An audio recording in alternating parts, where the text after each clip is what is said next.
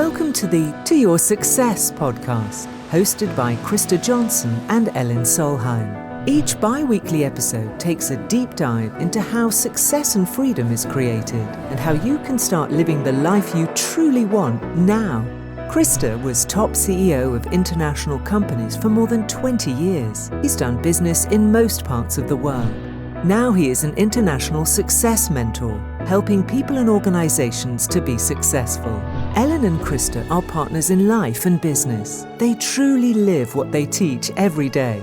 They sail their beautiful 43-footer around the world while helping clients all over the world. They are proof that you can get all the freedom you've ever wanted. They truly live what they teach every single day.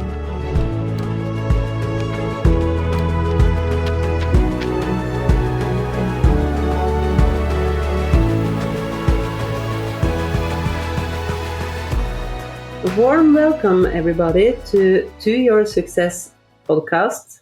I am Elin Solheim, and I am here with mentor Krista Johnson. And today's theme subject is going to be financial freedom. So, Krista, tell us, what is financial freedom? Well, hello, everyone. It's great being back and good to see you again, Elin. We see each other quite often since we live together and we run this business together. Well, financial freedom is an important thing, and it's important for many people. It is, I think, when it comes to freedom, it's about time, freedom of time, and freedom of money. And for me, financial freedom is to have enough money to do what I want, when I want, how often I want, with the people I want to do things with.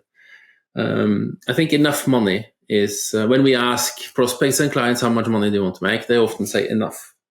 And then we challenge them and say, well, what figure do you think about? How much money do you want to make? And for some, that is difficult to say. For others, they have a clear impression. But I think financial freedom is to have enough money. I think that's a good start. And how do you define enough money? What is enough? Well, enough is that you can do whatever you want, whenever you want, that you have the freedom. If you want to go on a journey, you can do that. If you want to stop working for some weeks, you can do that.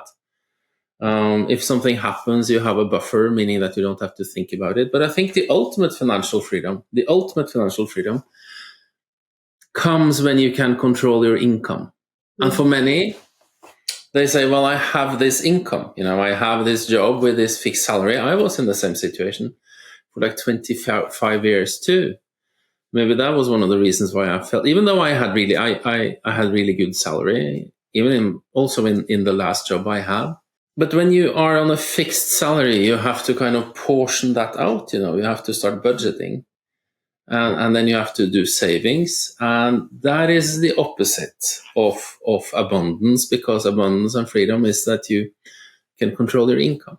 So it's just it's not just only, it is a totally different view on money.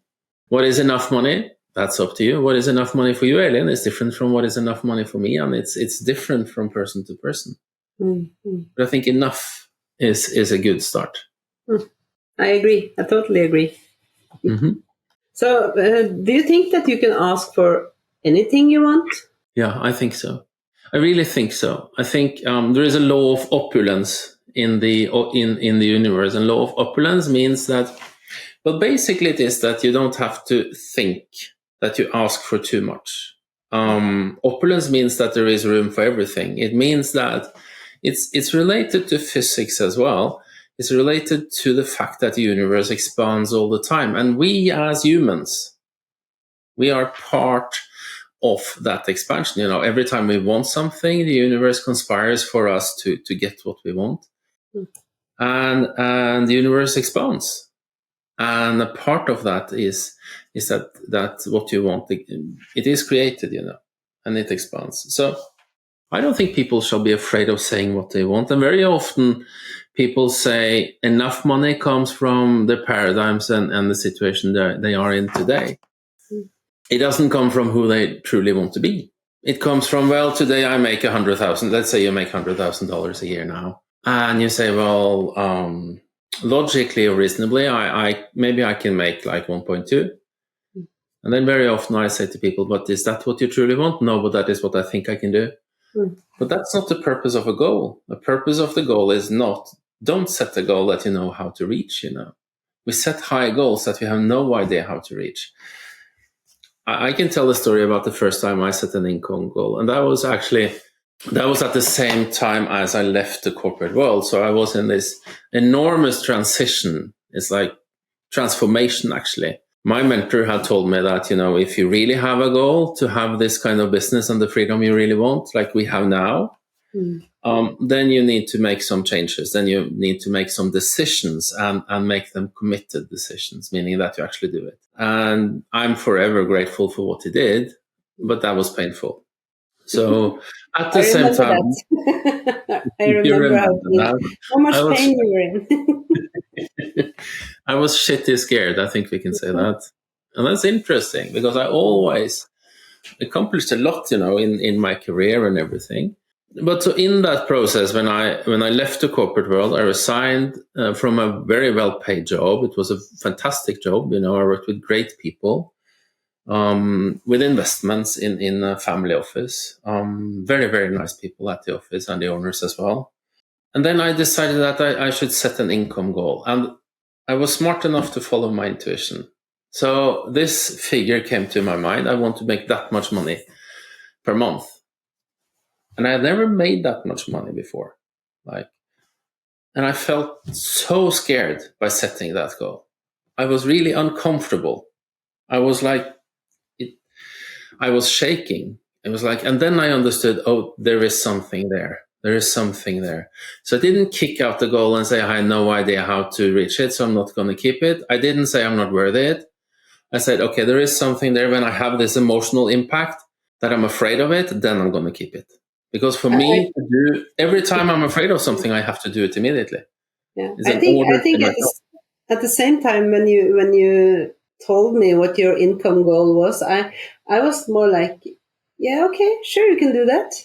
Mm-hmm. I'm a little impressed, and I was a little bit scared that is he really going to do that? But okay, if you believe in it, I believe that you can do it. Yeah. So, and I thought, well, it's easy for you to say that you can do that because I didn't believe in myself, right? Well, I did believe in myself, but I didn't believe I was good enough for reaching that goal. But I kept it, and I wrote it down on my goal card. It was on my goal card. I wrote it down. I repeated it. I repeated it. So I wrote it down. I'm so happy and grateful now that I do XXX a month. It's done, and I repeated. I looked myself in the mirror every morning. Repeated the goal. Looked myself in the mirror, in both eyes, right eye, left eye, until I believed I could do it. And after 18 months, I did it. It took 18 months to reach it, but that was like a quantum leap. And you remember how we celebrated sales goals, So my trick for celebrating sales goals is that I set my first goal lower than the highest goal. It's this is the monthly goal on the way to that high goal. And I bought a bottle of champagne, and the bottle of champagne is in my office so I can see it all day. And then I visualized that we opened the bottle and you congratulated me with reaching my goal and said that you were really proud of me. And the first goal was low. And then every time I reached a goal on the way, I doubled the goal and I bought twice as expensive champagne. And now it's quite expensive champagne that is here now. But that is how I visualize it, and that is how I do it, But it's all about becoming the person who reaches the goal. The purpose of a goal is who you become. So what I needed to do, I needed to be much better at sales. I needed to be much better at marketing. I needed to be much better at creating programs. I'm much better at helping people. How important are sales on reaching your financial freedom? To be able to sell, how important is it? It is everything. Sales is the best paid job you can have, and it is the worst paid job you can have.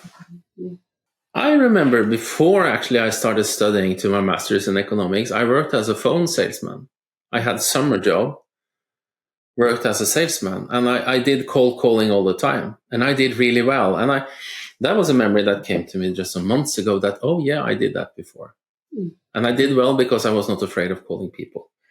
At that time, I was not afraid of calling people. Then later that fear came in, and then I kicked it out again. So sales being really good at sales, then you can control your income. And financial freedom, to me, is that you control your income. If you want something, then you can just sell a little bit more. If you get, so create your financial freedom is very important. But then it's important also to understand what money actually is. Because a lot of people, they don't, I studied economics for almost 5 years. I've been to INSEAD on top management course. I've been to many, many places, and I have never been told what money actually is. And people don't know. Do you have that little coin with you? The concept of money? Yeah. The one I got from you. Yeah. Yeah. So you see Minions there. So I got this from my birthday, and we love Minions. We think it's sad that they don't make any new Minions movie. Maybe they will. We don't know. But I mean, we really like them because they're always happy. And they mess up and then they fix it. So this is actually a silver coin. It's a happy birthday silver coin I got from Elin. So, and the value of this to me is that it makes me happy, right? Then on the back side, it says $2. It's 2 Australian dollars because this is made in Australia. But so it has two values. It is $2, meaning that if you go to a bank and say, I want the money for this, then you get 2 Australian dollars. And then you get the happiness. But the third thing is that if you sell the silver, and this is, I think it's around 30 grams of silver, you get paid 300 to 400 kroner for that today. Right?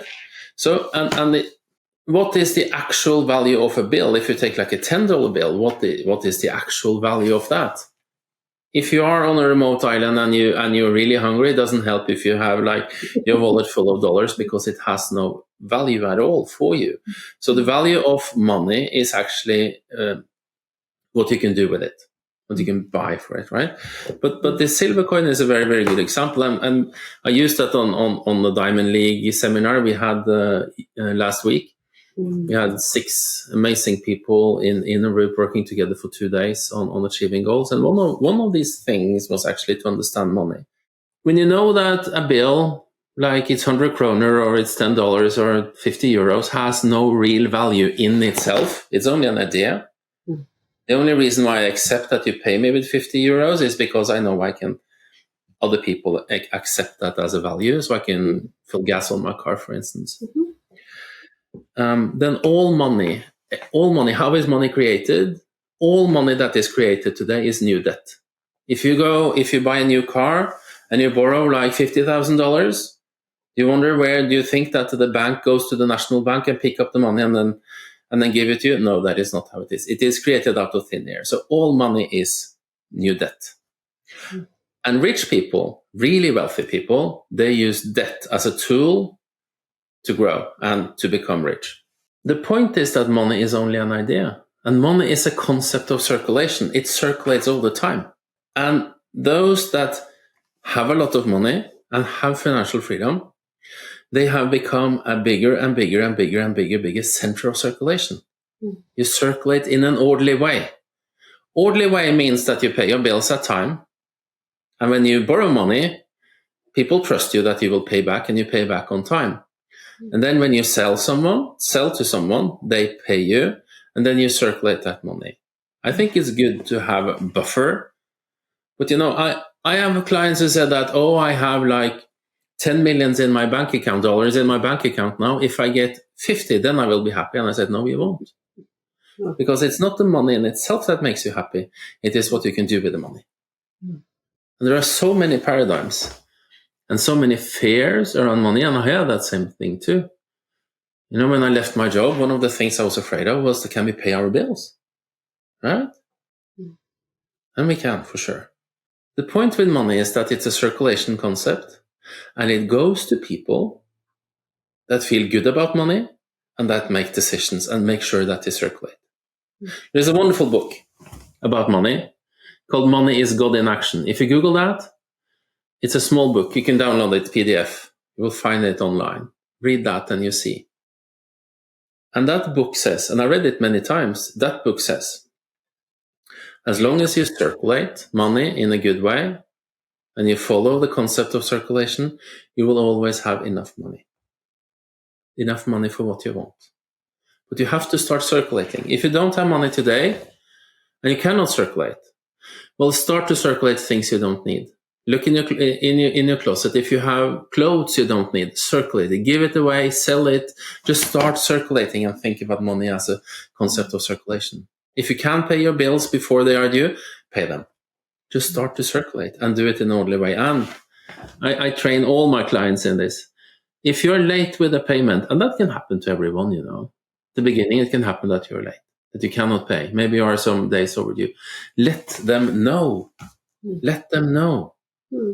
Because it's all then about you the circulate orderly in an way, orderly isn't way. it? Say again? It's all about the orderly way. Just do it. It's all about do it the orderly right way. Mm. Yeah. And what happens when you let people know that you are late?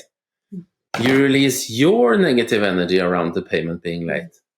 And you release their negative energy about you being late. And money is energy. It is a circulation concept.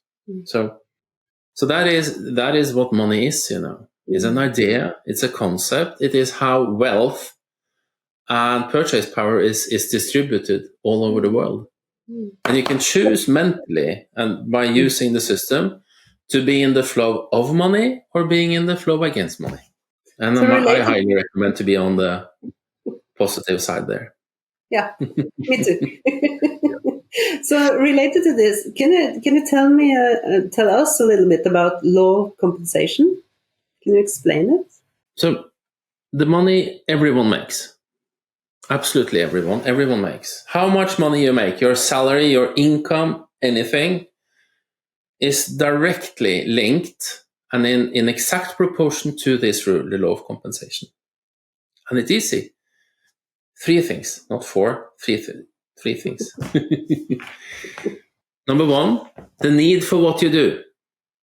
That you are in a market where there is a need for what you do. Okay? If you feel that there is not a need, then change market. But you are in a market where there is a need for what you do. Number 2, your ability to do it.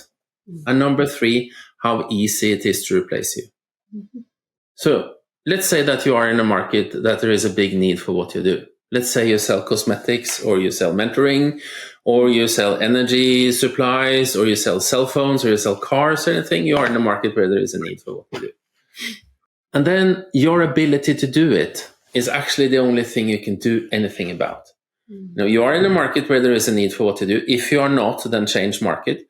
Then your ability to do it, how good are you at delivering and doing what you do?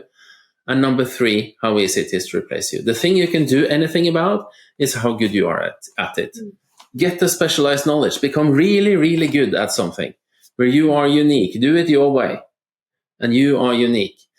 And Napoleon Hill writes about this in Think and Grow Rich. 1937, he published that book. Specialized knowledge. Specialized knowledge. The better you are at a thing, the bigger market you are in, the more difficult it is to replace you, the more money you will make. And then you need to develop certain skills related to that. Like if you, like us, being in the mentoring business, running our company, of course, specialized skills is how do we market it? How do we sell it? How do we present it? That is specialized knowledge. And of course, how do we coach people? But it is in direct proportion to that. Focus on that. You know, and we see that. Take, for instance, if you work in health sector, in public health sector and public service, they are organized so that it's easy to replace people. If someone leaves, just to put another person in. They are what Mintzberg, when he described different organizational types, he called a machine bureaucracy. Everyone is just a wheel in the machinery, and as long as they do the job following the rules, then anyone can do that. What does that mean? It means that it's easy to replace you, and even though the need for what you do is high, your specialized knowledge is not valued because you just follow the rules. If you run your own business, you are specialized in certain areas, and then you can create your income so much more. Thank you. Anything else on law of compensation? Sometimes law of compensation is really great, and sometimes it's challenging to live with. But you know, the main thing and the attitude we have is that we never fail, we only learn. Oh, that didn't work, or that worked. Or maybe I have to do, I'm working on my skill set now to become more specialized in my knowledge, more specialized in certain areas of our business. I study it. It's all about getting 1% better every day. Actually. Yeah, that's true. 1% better, like 1% better, 1% better. And then you become a better version of you. You know new things, right? You know how to circulate money. You follow the law of compensation. You become better and better at delivering services, and you become a better and better version of yourself. And then you develop, and then you create your financial freedom too. And never forget that financial freedom is all about controlling your income, not your cost. Of course, costs are important too, but you control your income. And it's much more fun to control your income than to try to reduce costs. It is. It is. And if you want to challenge your paradigms and beliefs about money, well, first, as I said, it's a concept of circulation, meaning that you circulate more money and you become a bigger and bigger and bigger center of circulation. The other thing you can do is to write down a standard. You know, how do you want to live? How do you want to dress? How do you want to live? What kind of transportation do you want to have? How do you dress? How do you circulate money? What is your standard for traveling? What is your standard for vacation? What is your standard for thinking?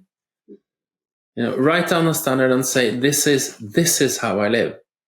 The cool thing with the standard is that first you write down your standard and you define it, and then you raise your income up to that level. Right? It's not the other way around. People say that, oh, when I make a lot of money, then I can fly business, or then I can have that nice car. It's the other way around. First, you set that standard, and then you live up to it, and you increase your income, because your standard becomes the way you live. So step by step by step by step by step, you go up to that standard, you live like you want to be, you become the person you want to be, and then you can increase your standard and you can increase your goals. So about goals, you know, how do we and I work with goals is that every time I reach a goal, at least I double it. On income as well. Sales per month, we reach a level, double. Because the purpose of the goal is who we become on the way to the goal. The purpose of the goal is that ideas come from your goal. You know, when you focus on the goal, you think from the goal. And that is the purpose. And then sometimes we stretch. Thank you. I love this. Yeah, me too. It's fun, and money is fun. And it's not taught in school. It's not taught in universities. I don't know why. Well, I have an idea about why, but we don't have to talk about that now. But it's really a fun concept. And when you make it fun, even if it doesn't have a little minion on it, it's still fun. And I say the more money I make, the more people I can help. The more people I can help with money or services or other things, you know. So, and it's important. Money is not a negative thing. It's a very, very positive thing. And if you enter the positive side of the money flow, then you will have the freedom you want. Right. Well, thank you everyone for joining us for this episode about financial freedom and money. We wish you all a wonderful day. So see you soon. See you. Bye. Thank you for listening to this episode of To Your Success podcast. Please leave us a rating and review on your favorite podcast platform. For more information on how Krista's mentoring programs can help you in your own life, visit kristajohnson.com.